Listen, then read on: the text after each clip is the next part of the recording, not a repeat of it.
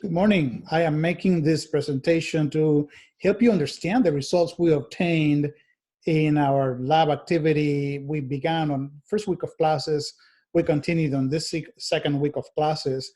And because of snow closures, we haven't had a chance to meet again this week. And I think it is important for the class not only to understand what the lab results mean, but also how to connect the concepts we're exploring in lab to those that you're exploring through your readings and class discussions. And so what I want to do is I want to explain the Hardy-Weinberg principle, the concept of genetic equilibrium, and what it would take for populations not to evolve using lab data and also using an additional example I have selected. And so let's just take a look first at what exactly the Hardy-Weinberg principle states. It essentially says that populations are going to remain at genetic equilibrium from one generation to the next if the frequencies of alleles are not changing. In other words, as you see in the statement in this slide, if a population's frequencies of alleles remains the same from one generation to the next, there is no microevolution happening, and there's going to be no changes in terms of this population adapting to new environmental conditions. So to kind of simplify things, I made this, and I hope this helps a little bit. I summed up Hardy-Weinberg's principle in terms of the equation for the frequencies of alleles. P plus Q, that's going to be the two alleles at one specific chromosome locus. The sum of those two allele frequencies will be equal to 1 if you look at generation 1 and then you compare to the same two alleles at one chromosome locus. For generation 2, the values for P and for Q are going to be exactly the same as you look at the two generations. However, if you do a survey of particular allele of interest and you find out that in generation 1, the frequencies of alleles P and Q is not the same as the same alleles P and Q in a future generation, then there is no genetic equilibrium and microevolution has occurred. And I know that talking about P and Q, personally for me, I'm not an algebra kind of a guy, and so I have a difficulty with those values if they don't have something more concrete. And so I'm thinking what it would help me to understand better these concepts, and I think an example would be best. So let's consider the following situation. There's a population of mice, and there is a study similar to this one included in your chapter reading about these mice that live in areas where there is a dark volcanic lava. And for that reason, mice with a darker coloration have an advantage. Mice with a white color are spotted easily by predators, and so those are not surviving as well. And then there are sandy areas next to the lava where the sun is kind of light color, and you find that for the same species, the light coat, light fur, is an advantage for those mice to blend against the background of a light sandy color. So let's imagine there's a place out there and you're looking at mice, the same species. In one population, you find that there are brown mice, and there's going to be white mice. And then you do a survey and you find out that out of 200 mice, 98 are homozygous for the dominant brown fur. Keep in mind that if we're talking about homozygous dominant individuals, it means that they carry two alleles of the same kind, in this case, with regards to fur color. So they have inherited a brown fur color allele from one parent, and from the other parent, they also inherited a brown fur color allele. And we have 98 of those. After you've done your genetic analysis, you also find out that 84 out of the 200 are heterozygotes. Now keep in mind, these heterozygotes carry a brown allele and a white allele. They inherited the brown allele from one parent, the white allele from the other parent. But because brown is a dominant allele over white, they also have brown color. And from the outside, they look exactly the same as the homozygous dominant. In that sample of 200 mice collected, there are also 18 mice that have white fur. And that is going to be the case when a mouse has inherited a white allele from one parent and a white allele from the other parent. Because there's only two recessive alleles, these will have to be white in terms of the fur color. They're not going to be brown.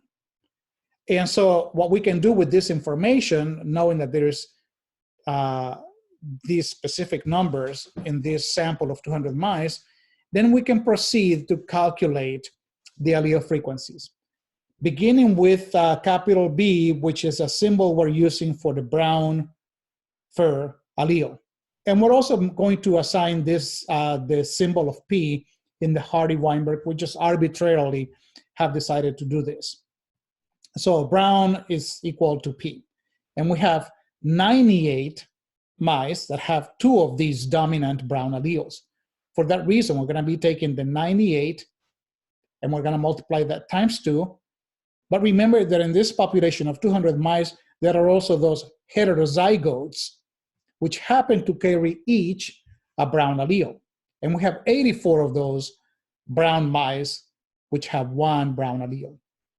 So we multiply the 98 times 2, and to this we add 84, and we end up with this total, 280. And you can pause your video if you want, and you can get a calculator or use your phone if it has one of those calculator functions that are easy to access.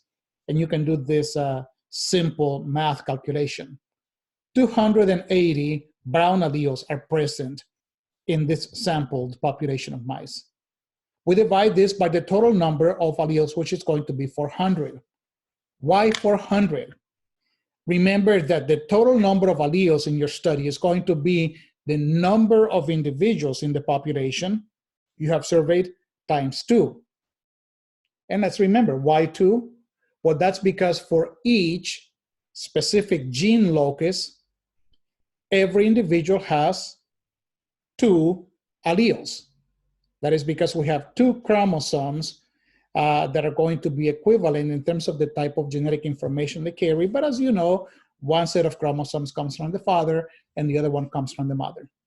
So for that reason, if we have 200 mice, it means we're dealing with 400 total number of alleles that deal with fur color. When you divide 280 by 400, you end up with an estimate of 0.7. That is the frequency of brown alleles in a population. In other words, if you're going to randomly put these, imagine mice in a tub, and you randomly reach into the tub and you pull out a mouse, the probability that that mouse will have one brown allele is going to be about 70%. Now we do the same kind of logic for calculating the frequency of the white fur alleles. We have 84 heterozygotes. Each of those heterozygotes carries one white allele, but we also have 18 mice that have white fur. And each of these white mice have 2 white alleles. So we do the same, we multiply 18 times 2, and to this we add the 84 alleles present among those heterozygotes. And we end up with a total of 120. 120 divided by 400, the total number of alleles, gives us a white allele frequency of 0.3. And again, you can imagine, same scenario, 200 mice in a large bin, and you go and blindly reach in there and grab one mouse without looking at it. What is the probability that that mouse will have at least one white allele? It's going to be 30%. We can also express this information in the form of the Hardy-Weinberg equation for allele frequencies.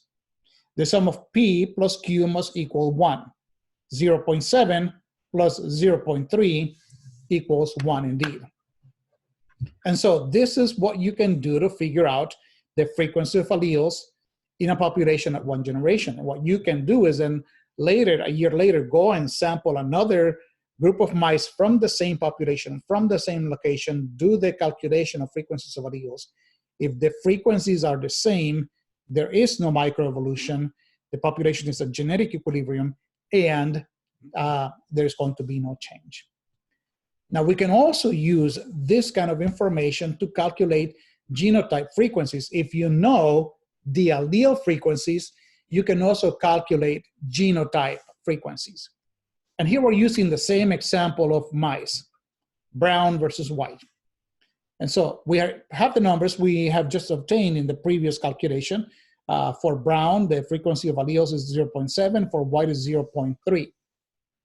There is an equation that appears in your lab notebook that says that the frequencies of genotypes, now we're talking about the sets of alleles inherited by each individual, it's the same as p squared plus 2 pq plus q squared, and that should equal to 1.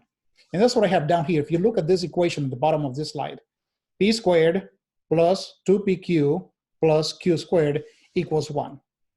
And so how can we use allele frequencies to come up with these values I see down here? It's real simple. Take a look. For an individual to have 2 brown alleles, they have to have 1 brown allele and another brown allele. And here we have to apply the rule of multiplication because we're dealing with probabilities that are for events that are simultaneously happening at the same time. A homozygous brown mouse has to have 1 brown allele and 1 brown allele. So the probability that 2 brown alleles are present in one mouse is the same as multiplying the probabilities twice. 0.7 times 0.7 equals 0.49. And so this is telling us that if we went and surveyed these mice, the probability of finding one homozygous dominant, a brown mouse with 2 brown coat alleles, is going to be 49%. Now, what about a heterozygote? Heterozygotes will be, heterozygote genotype frequencies will be calculated by multiplying the frequency of the brown allele, 0.7, and there must also be a white allele times 0.3, and we're going to multiply this times 2. And this is going to give us a total of 0.42, and that's going to be the genotype frequency.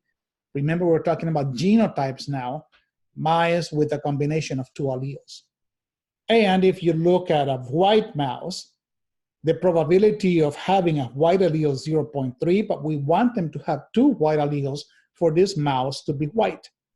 So 0.3 times 0.3 equals 0.09. And so when you add these numbers, when you add these values up, again, you can pause this, make sure you have a calculator, 0.49 plus 0.42 plus 0.09 equals 1. And again, this is just a way of estimating genotype frequencies once you know the frequencies of alleles in a population. And so what I wanted to tell you is that I want you to practice doing this with the class data, with the lab data. Now I'm going to be changing the presentation that I'm sharing, and I want to see how I can do this. Okay. And so what I did is I entered into the same type of lab worksheet the numbers we obtained for our class. And you would have to double check, verify that I got the right image from the screen and that I didn't make any mistakes with regards to the class data. But if the numbers I got are correct, then this is what we had. We had, and I'm missing one of the tables. I believe we had 9 people who were homozygous for the ALU insert. And so to calculate the frequency of P, we had to multiply 9 times 2. And we had to add 4 more ALU insert alleles for those who were heterozygotes in class. And I had a total of 4 for those. And so since we have 24 students, data for 24 students, 24 times 2 is 48, 29 divided by 48, I ended up with 0.46. Now, in my numbers that I got from the class, again, we had the 4 heterozygotes. Each has a chromosome 16 without the ALU insert. That's what Q represents. Chromosome 16 without the ALU insert, or the minus we were using. And we had 11 who were homozygous for the absence of the ALU insert. So 11 times 2, that's 22, plus 4 is going to be 26, and then divided that by 48, we end up with 0.54. So here we have the allele frequencies with regards to the ALU insert. Remember, P means ALU insert is present, Q means ALU insert is not there, it's absent. Then we were provided in class with a sample of a US population, a total sample of 10,000 people surveyed. I know that this data comes from a couple of decades ago, so this is old data, but it's still useful because we can use it to see any new data from people living in the United States and compare the ALU frequencies to these from a US population surveyed over 20 years ago.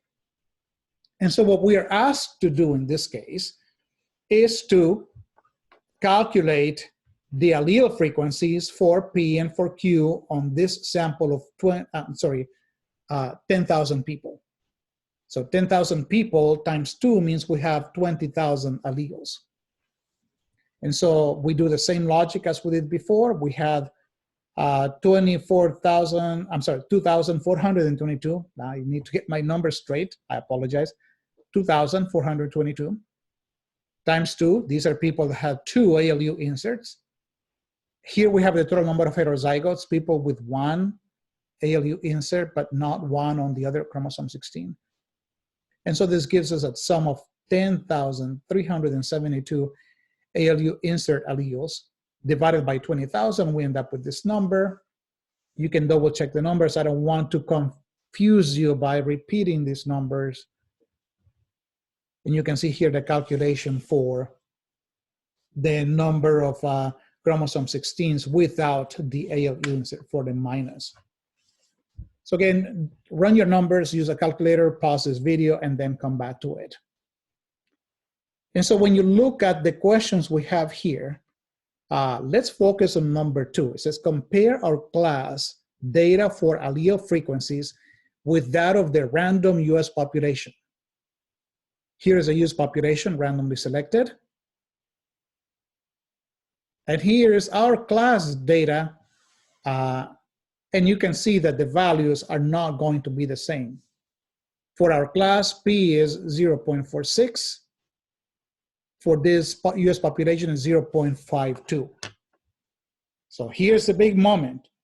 According to Hardy-Weinberg, because these allele frequencies are different, we are not at genetic equilibrium, and therefore our population is evolving compared to human populations in the past.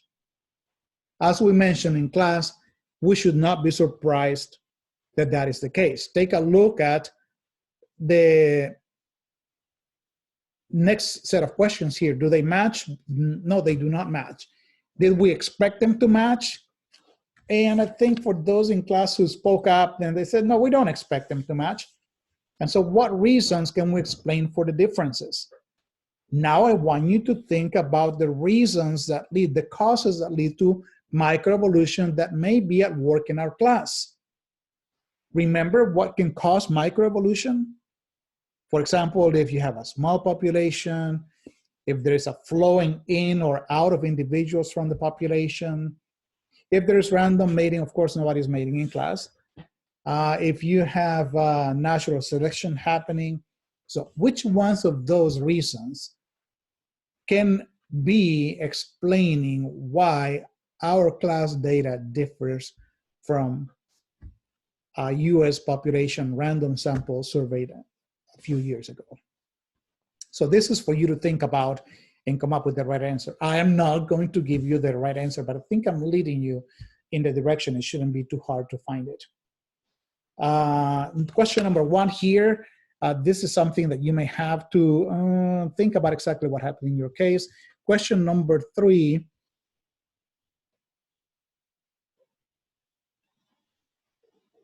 I'm just taking a quick look at this. How do the expected genotypes provided? And so this is with regards to class genotypes compared to those, the ones obtained in class compared to those in the US population. And so you have to go back and look at that table. I don't have it here on my screen, but use that comparison and then justify your answer based on what you've been reading about in the textbook and also from what I have presented in the videos I have posted about chapter 23. The next question should be relatively easy to answer. I mean, what you should think about is if you have a lane in your gel where you didn't put DNA, just a saline, should you expect to see a band running down that lane? And here I just invite you to think, what are we using to visualize the alleles, ALU insert versus no insert in those gels? We're talking about genetic material here. What is the stain we're using to visualize this? Gel green? Okay, so what is that gel green supposed to stain? You may have to refresh your minds on what you did in Bio 211 again and look at gel green stains this, but not this. And so that can help you justify the answers you have. And I just wanted to talk to you about one more question on, I'm going to be shifting to a different presentation here.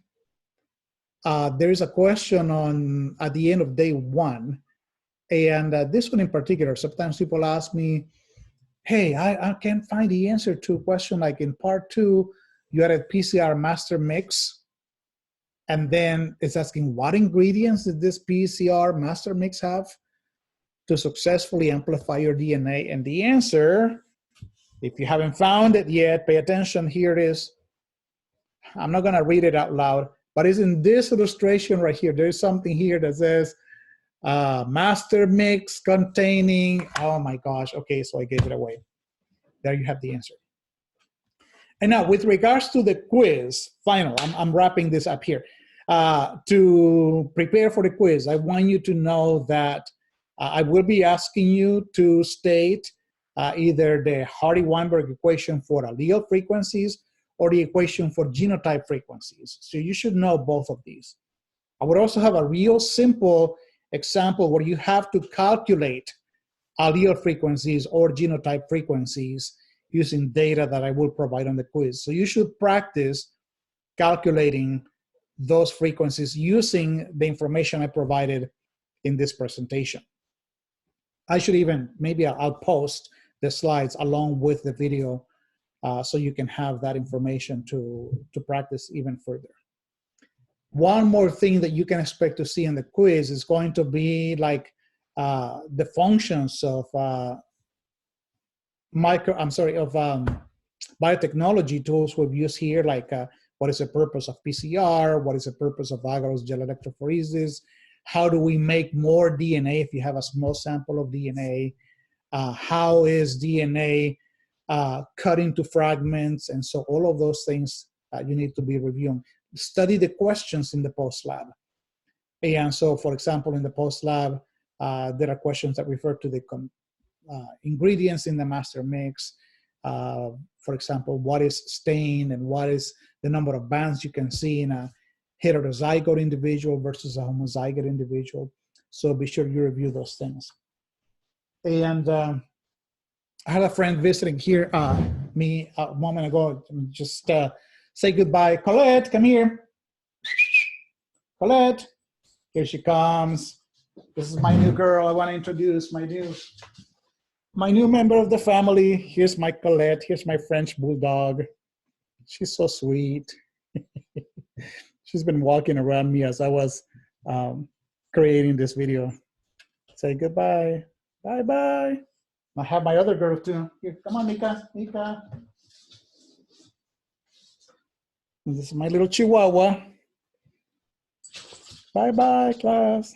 All right, guys, study hard. I'll see you in class Wednesday. Goodbye.